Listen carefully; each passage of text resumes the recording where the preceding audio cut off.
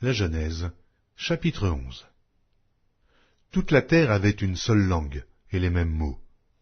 Comme ils étaient partis de l'Orient, ils trouvèrent une plaine au pays de Shinaër, et ils y habitèrent. Ils se dirent l'un à l'autre, allons, faisons des briques et cuisons-les au feu. Et la brique leur servit de pierre, et le bitume leur servit de ciment.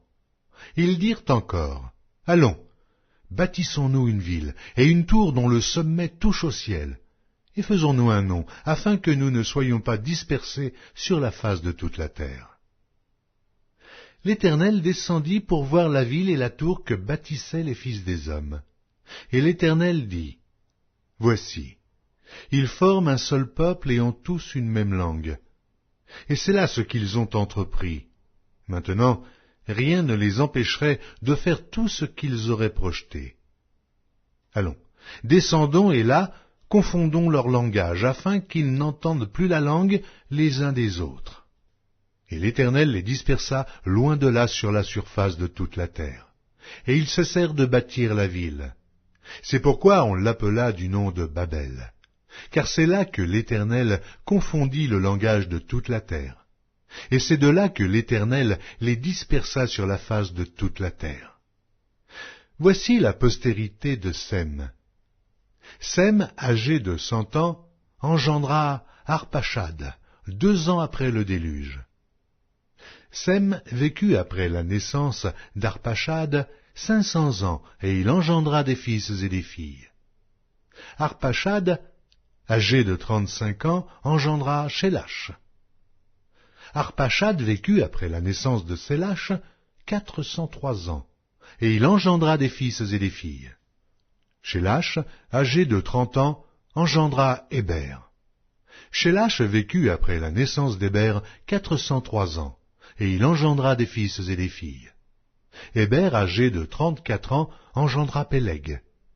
Héber vécut après la naissance de Péleg 430 ans, et il engendra des fils et des filles. Péleg, âgé de 30 ans, engendra Réu. Péleg vécut après la naissance de Réu 209 ans, et il engendra des fils et des filles. Réu, âgé de 32 ans, engendra Sérug. Réu vécut après la naissance de Sérug 207 ans, et il engendra des fils et des filles. Sérug, âgé de 30 ans, engendra Nachor. Sérug vécut après la naissance de Nachor 200 ans, et il engendra des fils et des filles. Nachor, âgé de 29 ans, engendra Térach. Nachor vécut après la naissance de Térach 119 ans, et il engendra des fils et des filles. Térach, âgé de 70 ans, engendra Abram, Nachor et Haran. Voici la postérité de Térach. Térach engendra Abram, Nachor et Haran. Haran engendra Lot. Et Haran mourut en présence de Térach, son père, au pays de sa naissance, à Ur, en Chaldée. Abram et Nachor prirent des femmes. Le nom de la femme d'Abram était Sarai, et le nom de la femme de Nachor était Milka, fille d'Haran, père de Milka et père de Jisca. Sarai était stérile, elle n'avait point d'enfant. Térach prit Abram, son fils, et Lot, fils d'Haran, fils de son fils, et Sarai, sa belle-fille, femme d'Abram, son fils.